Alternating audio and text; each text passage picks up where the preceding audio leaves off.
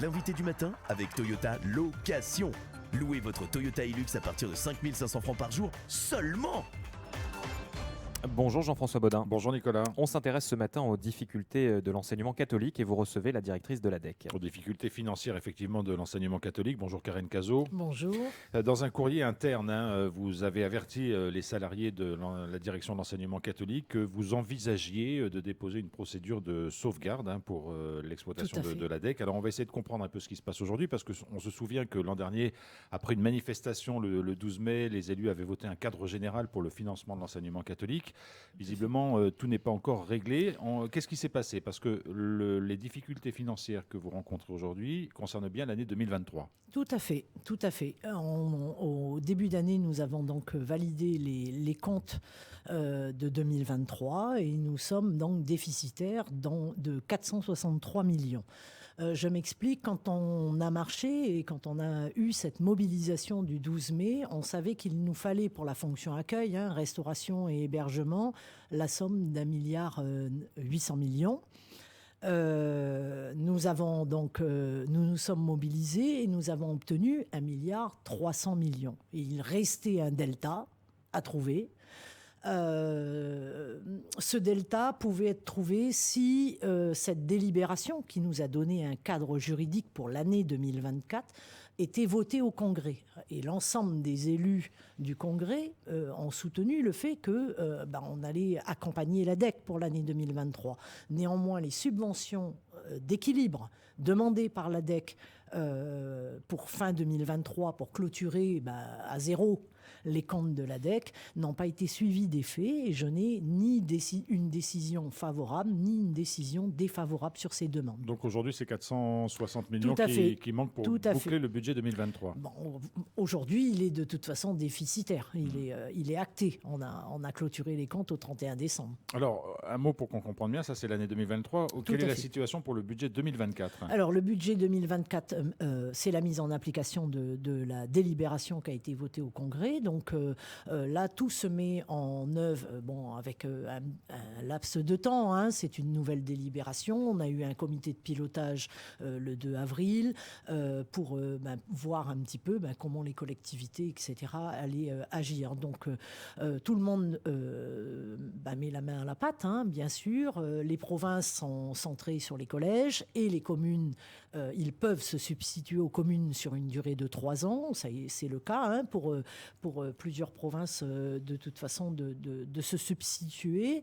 Le gouvernement, lui, prend en charge les lycées. Voilà. Et ce qui a été acté, puisque le gouvernement nous a déjà versé le premier terme du forfait internat qu'on appelle pour les lycées. Alors donc on comprend bien que la difficulté concerne le budget, le bouclage du budget 2023 qui est donc déficitaire. Tout à fait. Vous envisagez de déposer une procédure de sauvegarde, on va revenir sur ce qu'elle implique. Tout à fait. À quel moment vous prendrez la décision et elle dépendra de quoi? Alors écoutez, depuis maintenant 2 semaines, on est en concertation puisque le 2 avril, nous avons quand même annoncé au comité de pilotage que le conseil d'administration m'avait mandaté pour lancer une procédure de sauvegarde.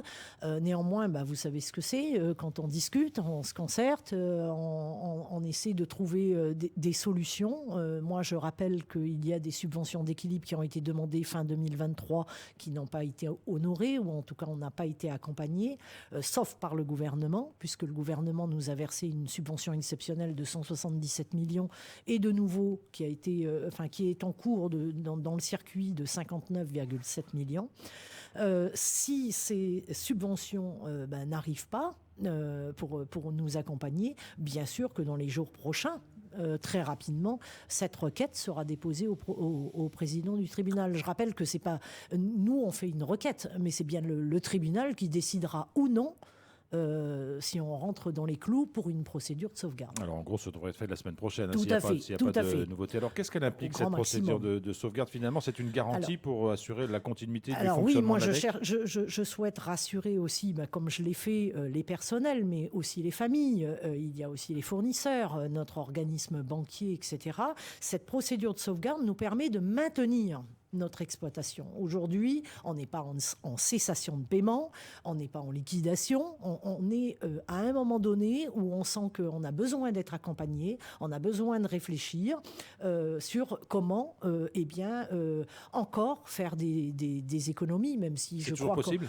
on essaie, et il faudra de toute façon encore mettre la main à la pâte. Mais néanmoins, c'est aussi avoir le temps de continuer à discuter avec nos collectivités, nos institutions, pour trouver des solutions stables. Voilà, et une procédure de sauvegarde, si on trouve des solutions pérennes et claires, cette procédure de sauvegarde peut s'arrêter à tout moment. Alors évidemment, la question que de nombreuses personnes doivent se poser, c'est est-ce qu'il y a envisagé un plan social? Est-ce que sur les 450 personnes qui aujourd'hui sont employées par l'ADEC, il y a un risque, ou est-ce que la procédure de sauvegarde maintient aussi la procédure de sauvegarde maintient les emplois. Après, bien sûr que le plan de sauvegarde peut aussi se dire, enfin en tout cas peut nous amener à réfléchir, à restructurer peut-être des structures, à mutualiser certaines choses.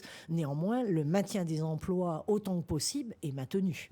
C'est une procédure de sauvegarde, ça vous engage sur combien de temps finalement? Ça vous donne combien de temps pour envisager la suite et proposer un plan? Parce que c'est bien ça aussi le but de la procédure de sauvegarde, c'est proposer un plan de continuité de l'activité. Tout à fait. Alors la première partie d'une procédure de sauvegarde, elle est de l'ordre de 6 mois et elle est renouvelable une fois. Voilà. Mais ça, c'est bien le tribunal. Quand j'aurai déposé cette requête, je serai bien sûr auditionné par le tribunal et puis le tribunal prendra sa décision à ce moment-là. Très franchement, est-ce que vous pensez que cette procédure de sauvegarde, vous allez la déclencher la semaine prochaine, ou est-ce qu'il y a un petit espoir finalement que les subventions d'équilibre arrivent dans le courant de la semaine prochaine? Vous savez, l'enseignement catholique, quand elle a marché dans la rue et même auparavant, j'avais dit, ça fait 18 ans qu'on attendait ce cadrage juridique. On a toujours confiance et on a toujours une petite voix d'espérance en se disant nos élus vont continuer à nous accompagner. On sait que la crise économique, elle touche tout le monde et l'ADEC n'est pas épargnée aussi. Donc voilà, nous on a encore peut-être quelques petits efforts à faire, mais on a besoin d'être accompagnés parce que l'éducation, c'est au service du pays. On peut considérer que c'est un moment difficile, mais qu'il n'y a pas péril en la demeure?